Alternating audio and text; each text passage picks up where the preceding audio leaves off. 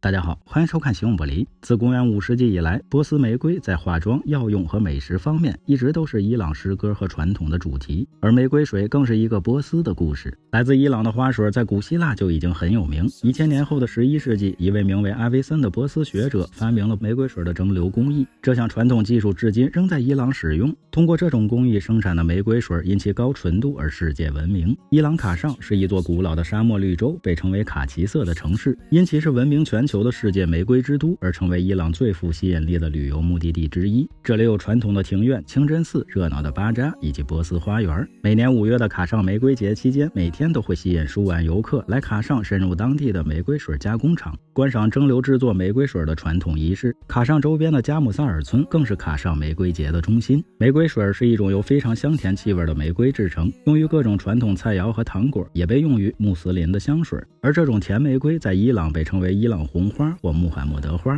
与土耳其和保加利亚的玫瑰品种相同。但德黑兰大学教授的研究表明，加姆萨尔的自然和气候条件种植出的玫瑰花具有更高的浓度，蒸馏出来的玫瑰水也是世界上最好和最受追捧的。伊朗人都知道，加姆萨尔是名副其实的香水和玫瑰水之城。玫瑰是一种挥发性香味的花卉作物，在阳光直射下，香气可随着微风瞬间逃逸，因此人们都必须一大早去采摘玫瑰花，然后将整麻袋的花瓣送到加工厂，在那里蒸馏它们，以制造珍贵的玫瑰水。从收获到蒸馏的过程必须在玫瑰花采摘后的24小时内进行，否则玫瑰水的质量就会比较差了。在加姆萨尔有很多手工作坊，目前仍在使用传统的蒸馏技术制作玫瑰水。首先将铜锅放在由石头和泥浆制成的灶台上加热，将几十公斤的玫瑰花瓣倒入铜锅中，并加入适量的水，然后盖上严密的锅盖并压紧，类似高压锅。在铜锅加热加压的同时，将铝导管的一头插入铜锅中，另一头则连接在浸泡在冷水池中的陶罐。就这样，经过4个小时的加热蒸馏，陶罐基本上会被装满，然后将玫瑰水倒入瓶中冷却就 OK 了。在整个的蒸馏过程中，火候应该稳定而温和，也就是说蒸馏时间越长，火焰越稳定，最终玫瑰水的质量就会越高。最后在锅底收集的废料可用于喂养牲口，也可以干燥后在冬季作为燃料或作为花园的肥料。虽然手工作坊遍地都是，但为了解决传统玫瑰水制作过程中的巴氏杀菌问题，在保加利亚专家研究之后，伊朗第一个玫瑰水生产厂于1975年在加姆萨尔成立。加姆萨尔也成为了玫瑰水工业生产开始的第一个地方。工业自动化的生产提高了效率，解决了杀菌问题，让这些沙漠玫瑰的功效得到了最大的发挥。在伊朗，波斯的玫瑰水有着各种各样的用途，可用于香水、健康滋补品和美容产品，